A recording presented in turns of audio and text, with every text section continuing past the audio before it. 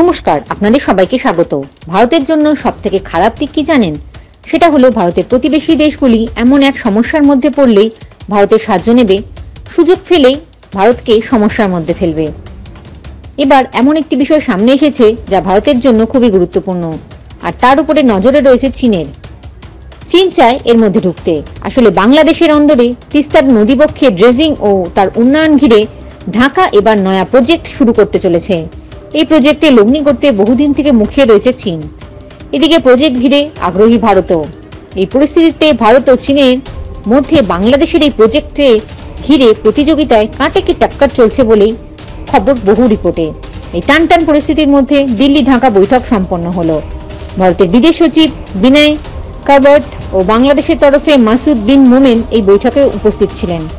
দ্বিপাক্ষিক বাণিজ্য ছাড়াও হাই ভোল্টেজ বৈঠকে একাধিক ইস্যু নিয়ে আলোচনা হয়েছে। 14 জানুয়ারি মাসে ফের একবার বাংলাদেশের তখ্তে এসেছেন শেখ হাসিনা। সে দেশের প্রধানমন্ত্রী পদে সদ্য হাসিনা বসার পর এই প্রথম ভারতের বিদেশ সচিব বিনয় কাবত্র বাংলাদেশের সফরে গিয়েছেন। জানা গিয়েছে বাংলাদেশে আয়োজিত এই বৈঠকে বাণিজ্য ছাড়া তিস্তা প্রজেক্ট নিয়ে আলোচনা হবে। সে কথা স্বীকার করেছেন বাংলাদেশের বিদেশমন্ত্রী হাসান মেহমুদ। ইউএনআই জানিয়েছে, বাংলাদেশের বিদেশমন্ত্রী বলেছেন, আপনারা জানেন আমরা একটি বড় প্রজেক্টে তিস্তা নিয়ে কাজ করছি। ভারত এই প্রজেক্টে লগ্নি করতে চাইছে। এটা আমাদের প্রয়োজন অনুযায়ী কার্যকরী করা হবে। আমরা দেখতে চাই আমাদের প্রয়োজন পূরণ হয়েছে। মেহমুদের কাছে প্রশ্ন ছিল তিস্তা জলবন্টন নিয়ে ভারতের সঙ্গে বাংলাদেশের কোনো কথা হয়েছে কিনা। তার জবাবে এই প্রজেক্টের কথা বলেন তিনি। উল্লেখ্য, এই ইস্যুতে 2011 সাল থেকে ঢাকা দিল্লি আলোচনা চললেও তা ফলপ্রসূ হয়নি।